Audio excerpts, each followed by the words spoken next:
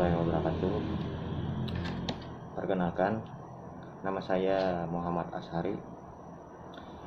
Saya kuliah di Sekolah Tinggi Ilmu Administrasi Setia Muntai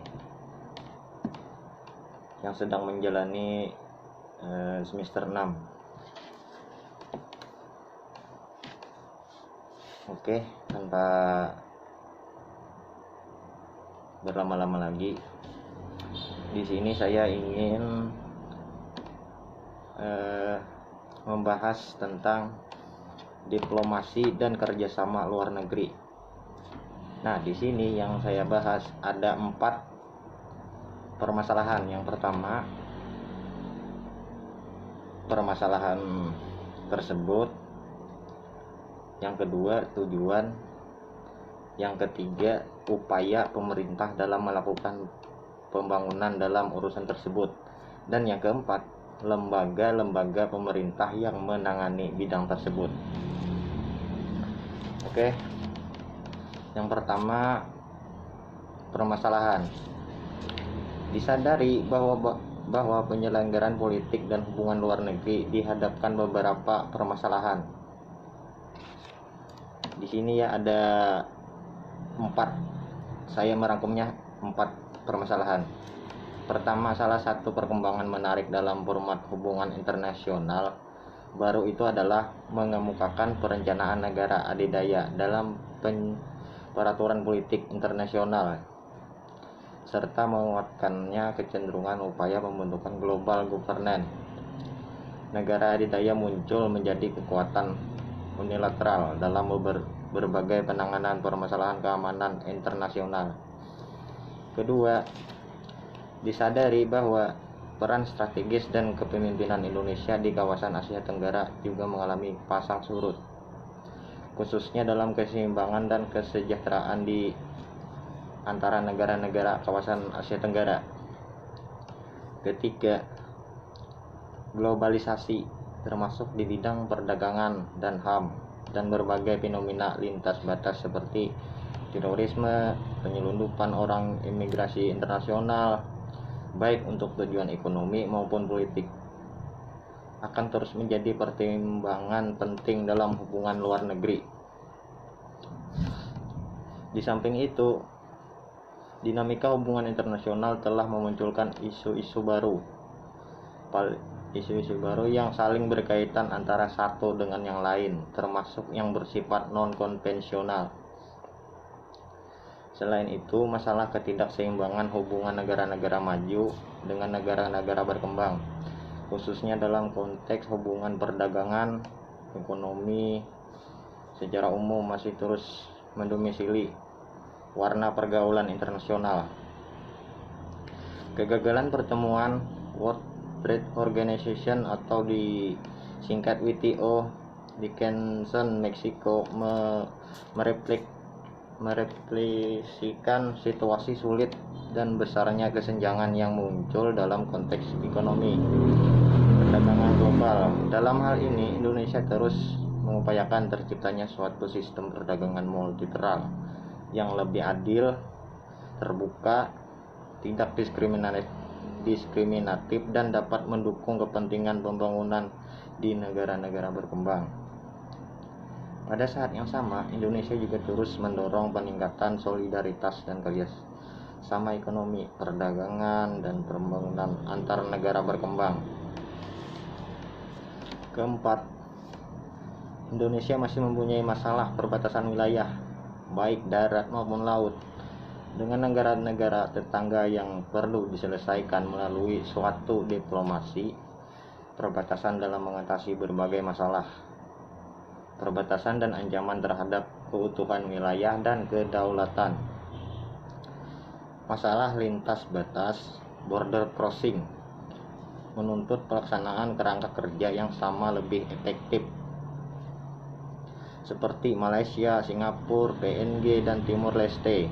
Pelaksanaan border diplomasi diharapkan dapat meningkatkan atau mempercepat akselerasi pembangunan sosial dan ekonomi di kawasan perbatasan agar dapat memperkecil kesenjangan pertumbuhan ekonomi dan kondisi sosial dengan negara tetangga.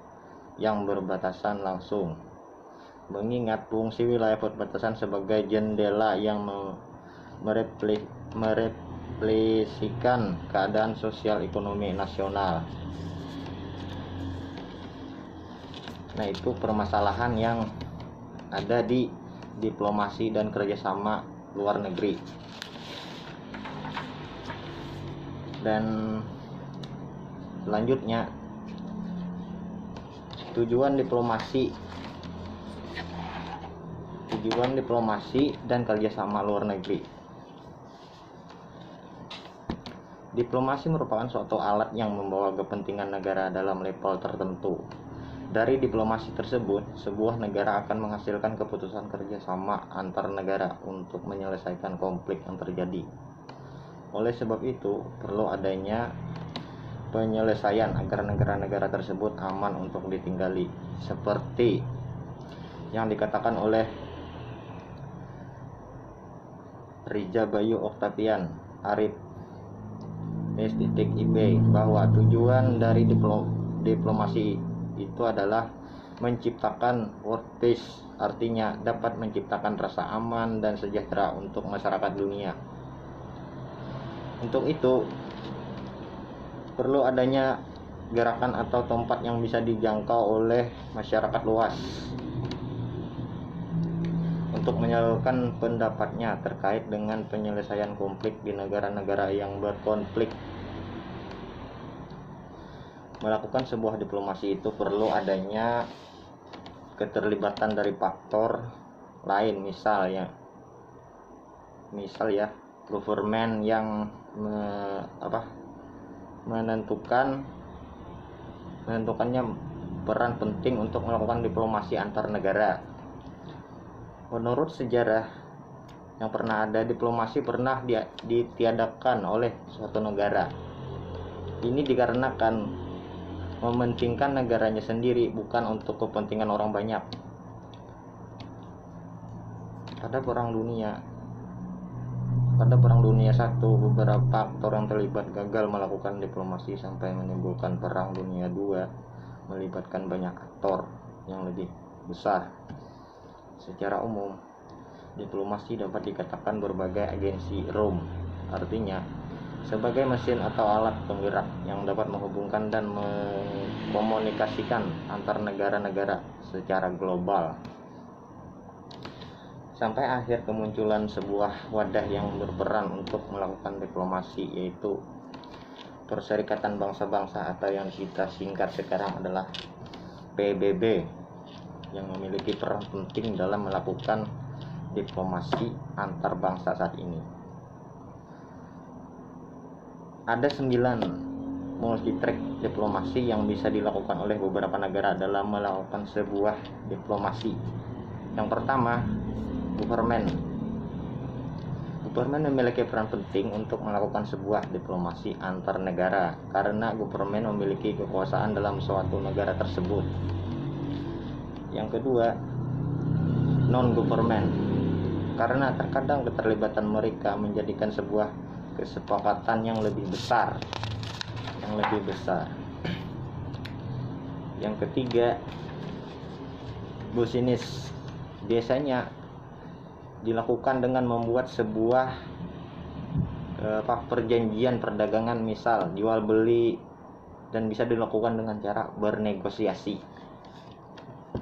Keempat, private citizen, meskipun mereka tidak ada di sebuah forum, mereka akan menggerakkan diri mereka sendiri untuk melakukan sebuah diplomasi.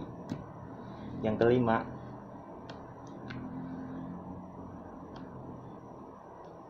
kelanjutan dari researcher. Pusat studi ini juga memiliki peran untuk melakukan sebuah diplomasi. Misal mereka bertugas untuk memprediksi angka kemiskinan atau angka kecelakaan. Tentu ini sangat diperlukan. Yang keenam, aktivis. Saat ini sudah banyak sekali aktivis yang muncul dan membuat gerakan world peace. Yang ketujuh, badan amal atau fundraising.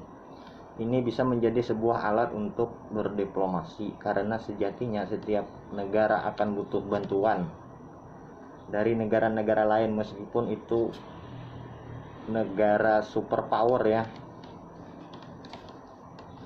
Kedelapan, tokoh agama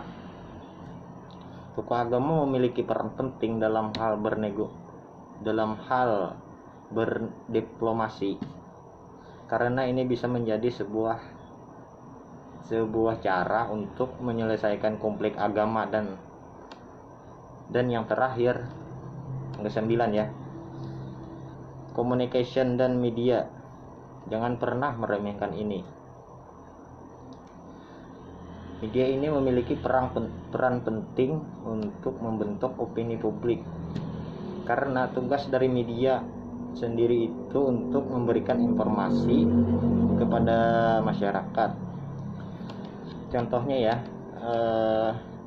organisasinya adalah International Monitoring Fund atau disingkat IMF.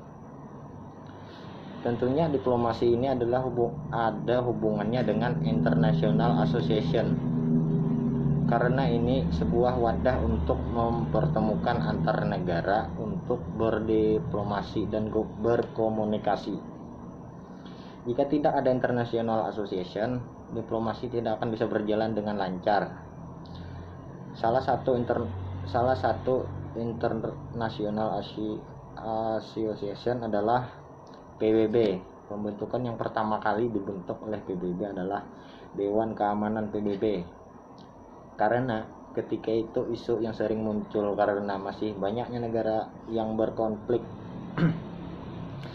Selain itu muncullah organisasi lain yang ada di PBB guna menyelamatkan dunia. Nah, itu tadi tujuan dari diplomasi dan kerjasama luar negeri. Sekarang lanjut ya, upaya pemerintah dalam melakukan pembangunan. Kewenangan daerah untuk melaksanakan hubungan luar negeri tidak bisa dilepas dari Undang-Undang Nomor 32 Tahun 2014 sebagai revisi atas Undang-Undang Nomor 22 Tahun 1999. Dalam kedua undang-undang tersebut tidak terdapat ketentuan yang secara eksplisit mengakui kewenangan daerah untuk itu. Kewenangan daerah dalam melaksanakan hubungan luar negeri meliputi berbagai aspek yang cukup luas, mulai dari penanaman modal, perdagangan luar negeri, turis dan pariwisata, pendidikan, keuangan, sampai bidang-bidang lain yang tergolong cukup untuk seperti persoalan pembangunan yang lebih meluas. Singkatnya, selama kerjasama tersebut tidak bersentuhan dengan persoalan mengenai politik luar negeri, pertahanan, keamanan, justisi, moneter dan fiskal nasional, dan agama, semua bentuk kerjasama dimungkinkan. Penjelasan lebih lanjut mengenai cakupan kewenangan provinsi untuk melakukan hubungan luar negeri dapat ditemukan dalam Panduan Umum Tata Cara Hubungan Luar Negeri oleh pemerintah daerah. Berbagai bentuk kerjasama yang dimungkinkan meliputi ada 3 ya. Yang pertama, kerjasama ekonomi. Kerjasama ekonomi ini mencakup perdagangan, investasi, ketenaga kerjaan, kelautan dan perikanan, ilmu pengetahuan dan teknologi, kehutanan, pertanian, pertambangan, kependudukan, pariwisata, lingkungan hidup dan perhubungan. Yang kedua, kerjasama sosial budaya. Yang kedua ini ya meliputi pendidikan, kesehatan, kepemudaan, kewanitaan, olahraga dan kesenian. Dan yang ketiga, bentuk kerjasama lain. Lebih lanjut, panduan menegaskan posisi Departemen Luar Negeri sebagai koordinator yang memiliki kewenangan untuk memberikan saran dan pertimbangan politik atau yuridis terhadap program kerjasama. Adapun syarat-syaratnya adalah sebagai berikut. Yang pertama, harus dengan negara-negara yang berhubungan dengan diplomatik dan dalam kerangka negara kesatuan. Kedua, sesuai dengan peraturan perundang-undangan. Ketiga, adanya persetujuan dari DPRD. 4, tidak mengganggu stabilitas politik dan keamanan dalam negeri. 5, tidak melanggar prinsip non-intervensi.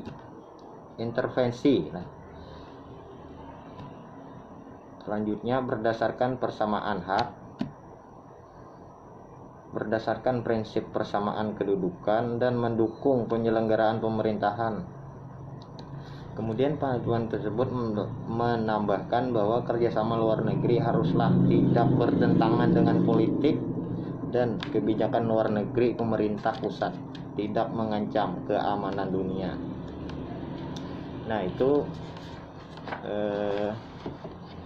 upaya pemerintah dalam melakukan pembangunan ya. Oke, kita lanjut. Lembaga yang menangani lembaga pemerintah yang menangani diplomasi kerjasama luar negeri. Lembaga pemerintah yang menangani ini adalah tidak lain Kementerian Luar Negeri. Peran Kementerian Luar Negeri Republik Indonesia menjadi sangat penting bagi Indonesia, terutama dalam menghadapi isu global dan regional. Kerjasama dan diplomasi dengan negara-negara lain menjadi mutlak dilakukan untuk menghadapi beragam persoalan seperti isu terorisme, global kedaulatan, teroris global, kedaulatan wilayah, dan munculnya pandemi penyakit. Pemerintah Indonesia saat ini sedang melakukan kerjasama dengan negara-negara lain terkait penanganan yang sekarang kita hadapi ini, penanganan pandemi COVID-19. Salah satu kerjasama yakni dengan Amerika Serikat. Negeri Paman Sam tersebut memberikan bantuan 100 unit ventilator pada tanggal 27 Juli kerja sambil pada tanggal 28 Juli kerjasama bilateral RI dan AS memperkuat hubungan strategis berbagai sektor ya. Selain bilateral, kerjasama diplomasi Republik Indonesia juga dilakukan banyak hal dengan banyak negara, terutama kerjasama dengan anggota organisasi internasional seperti Perserikatan Bangsa-Bangsa PBB dan Perhimpunan Negara-Negara Asia Tenggara atau yang disingkat dengan ASEAN. Kementerian Luar Negeri RI merupakan salah satu dari 3 kementerian bersama Kementerian Dalam Negeri dan Kementerian Pertahanan yang disebut secara eksplisit dalam Undang-Undang Dasar 1945 tidak dapat diubah dan dibubarkan oleh Presiden. Nah, itu tadi lembaga pemerintah yang menangani bidang tersebut. Nah, mungkin itu saja yang saya bisa paparkan dan jelaskan. Lebih dan kurangnya saya banyak minta maaf. Wabillahi taufik wal hidayah. Wassalamualaikum warahmatullahi wabarakatuh.